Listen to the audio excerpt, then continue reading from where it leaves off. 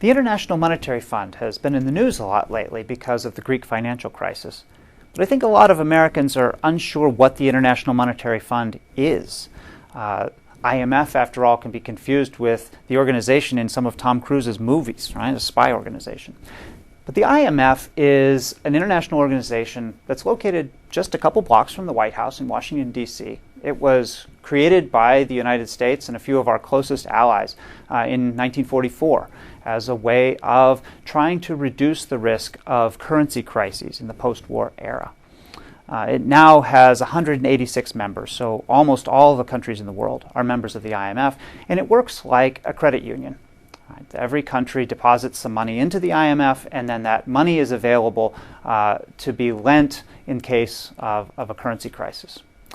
Now, the reason we need international cooperation in the case of currency crises is that when demand is weak for your currency, that means that demand is strong for my currency, so I'm in a position to help. When international cooperation breaks down, though, unfortunately, we can get currency crises that can spread very rapidly around the world and can be very disruptive.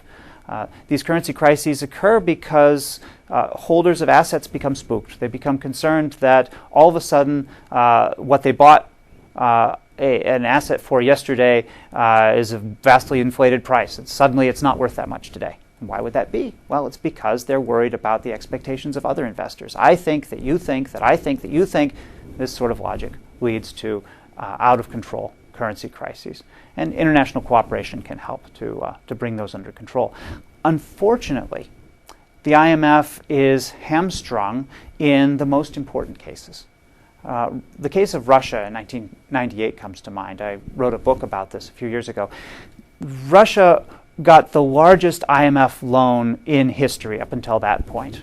And the markets weren't very impressed. Within a couple of weeks, they decided that Russia wasn't going to implement all of the promises that it had made in order to get the money from the IMF.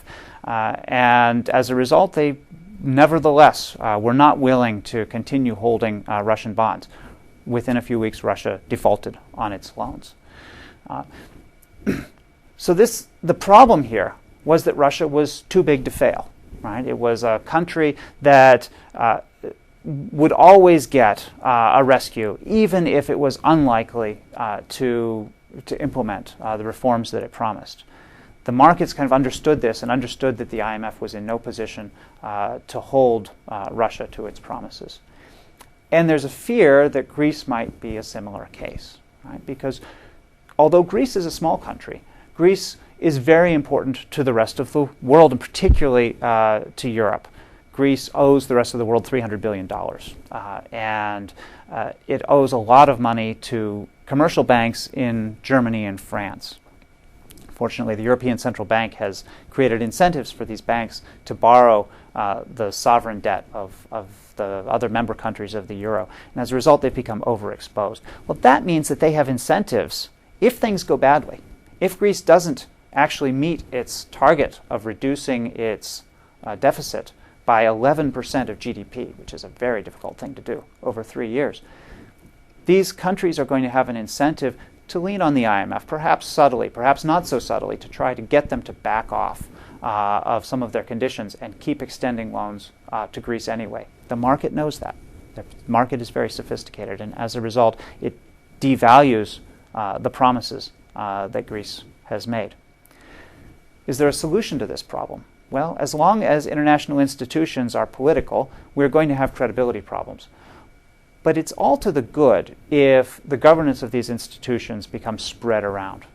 To the extent that it's concentrated very heavily in a few countries, governance becomes subject to these kinds of credibility problems, where a few countries can hold up the rest of the international system and insist that the narrow interests of their financial institutions are worth more than the long-term reputation of the International Monetary Fund.